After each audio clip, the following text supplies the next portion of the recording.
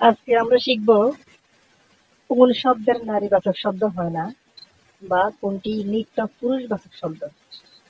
তবে ক্ষেত্র বিশেষে আমরা এগুলো উভয়লিঙ্গী হিসেবে ব্যবহার করতে পারি, তবে এগুলো নারীবাচক শব্দ হয় না, অর্থাৎ নিত্য পুরুষবাচক শব্দ। চলুন শিখে নিই।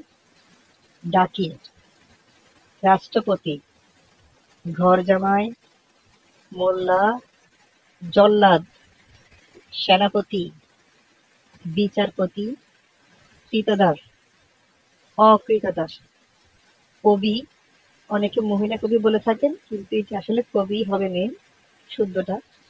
সম্পাদক, সভাপতি, চেয়ারম্যান, কবিরাজ, বামন, কাপুরুষ, পুরোহিত, স্ত্রৈণ।